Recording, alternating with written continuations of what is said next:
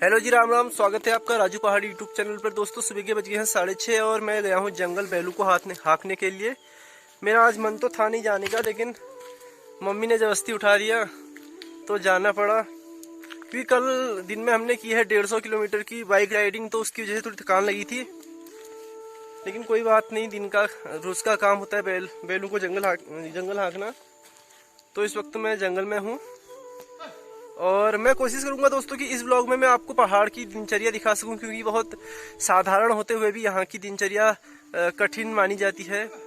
मैं खुद बता रहा हूँ, क्योंकि मैं शहरों में भी रहा हूँ और यहाँ की महिलाएं सुबह सुबह उठ के अभी जंगल जा चुकी हैं। जब मैं बैलों को ऊपर को ला रहा था तो महिलाएं जंगल को जा रही थी घास लेने के लिए। तो इसीलिए मैंने कई बार कहा भी है कि जितना शहर के लोग ट्रैकिंग करते हैं, उतना तो यहाँ की महिलाएं उससे ज़्यादा रोज डेली घास लेने चली जाती है जंगल। तो बहुत मुश्किल है यहाँ की जीवनचर्या। तो मैं कोशिश करूंगा आपको कि बहुत बारीकी से वो सब दिखा सकूं। फिलहाल इतना ही, मिलते हैं थोड़ी देर बाद। तो जैसे ही मैं जंगल से आकर नाश्ता कर रहा था, वैसे ही मुझे कैलाश भाई का फोन आ गया कि हमें सोमेश्वर जाना है। सोमेश्वर में मुलाकात करनी है डीएफओ से, जो कि डिवीजन फॉरेस्ट ऑफिसर हैं अल्मोड़ा के। तो अब यहाँ से हम जाएंगे, मैं जा रहा हूँ सोमेश्वर की ओर। वहाँ पर एक संस्था है मेरा गाँव मेरा जंगल। वो लोग पिछले 5-6 सालों से वृक्षारोपण का कार्य कर रहे हैं अपने जंगलों में। थोड़ा उनका भी काम देखना है, उनसे थोड़ी इंस्पिरेशन लेनी है, क्योंकि हम भी पिछले कुछ समय से प्लांटेशन कर रहे हैं अपने एरिया में। और डीएफओ सर से भी इस बात करनी है कि कुछ जो हमारे यहाँ पे वन विभाग की ज़मीन है उसमें हम प्लांटेशन कर पाए। देखते हैं क्या बातचीत होती है, कैसी मुलाकात रहती है। दोस्तों, मैं पहुँच चुका हूँ अभी मेरा गाँव मेरा जंगल जो अभियान चला रहे हैं, उनके साथ मैं इस वक्त हूँ। डीएफओ साहब आए थे कुछ देर पहले, वो चले गए हैं। अब मैं इनसे जानना चाहूँगा, पहले मैं शिवेंद्र बोरा जी से जानना चाहूँगा। बोरा जी, आपने ये अभियान कब शुरू किया था? ये अभियान हमारा 2017 में शुरू हुआ था। अभी तक आप कितने पेड़ लगा चुके होंगे? लगभग 7,000 वृक्षों का वृक्षारोपण यहाँ पर कर चुके हैं। अच्छा। और ये गगास बचाओ जो मुहिम चली थी अमर उजाला की तरफ से, तो हमारे चाचा जी भूपाल बोरा जी अमर उजाला के पत्रकार हैं, उस मुहिम में ये भी जुड़े थे। उसके बाद इन्हीं ने हमें मार्गदर्शन दिया कि क्यों ना हम अपने जंगलों को बचाने के लिए, अपने जल स्रोतों को बचाने के लिए एक अभियान चलाएं। और इन्हीं के नेतृत्व में हमारी ग्राम सभा की एक मीटिंग हुई, जिसमें प्रस्ताव पास किया गया कि मेरा गांव मेरा जंगल अभियान की तरफ से हम एक अभियान चलाएंगे और प्रतिवर्ष वृक्षारोपण करेंगे। और हम अपने संसाधनों से यहाँ पर वृक्षारोपण करते हैं और 2017 के लगातार हम यहाँ पर वृक्षारोपण कर रहे हैं। और वनाग्नि में भी हमने अपने जंगलों को बचाया है। बाकी विस्तृत जानकारी के लिए हमारे भूपाल बोरा जी नमस्कार। नमस्कार। भूपाल जी, मैं सुन रहा था कि जब पूरे उत्तराखंड के जंगलों में आग लगी थी, ये एकमात्र जंगल था जहाँ ग्रामीणों ने आग नहीं लगने दी थी, तो आपको युवाओं का कैसा सहयोग मिला था उस समय? युवाओं का पूरा सहयोग, भरपूर सहयोग तो उसमें नहीं कहेंगे युवाओं का, लेकिन कुछ जो हमारे जो इस मुहिम से जुड़े हुए हैं मेरा गांव मेरा जंगल से, उनका पूरा सहयोग मिला।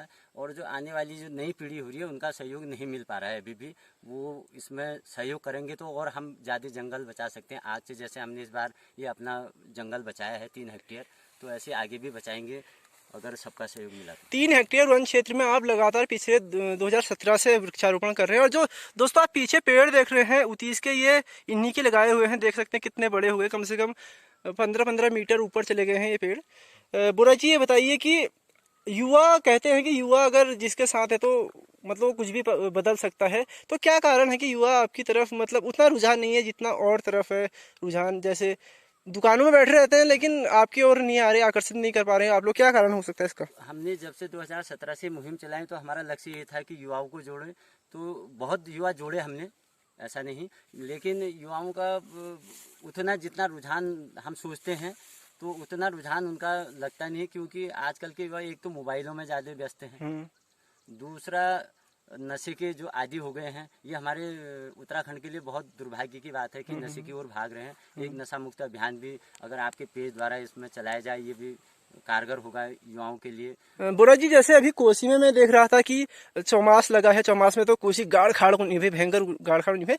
इस बार क्या हुआ, जो वो है ना, उसका जल स्तर भी बिल्कुल कम हो गया है। और जो उसकी क्या बोलते हैं उसे, काई है वो उसी तरह जमी हुई है, मतलब वो नदी ही नहीं आई। नदी नहीं आई है, काई उसी तरह जमी है। तो यहाँ से जो मैं देख रहा हूँ गधेरा जा रहा है, हर क्षेत्र से हर गांव से एक एक गधेरा उसमें मिलता है।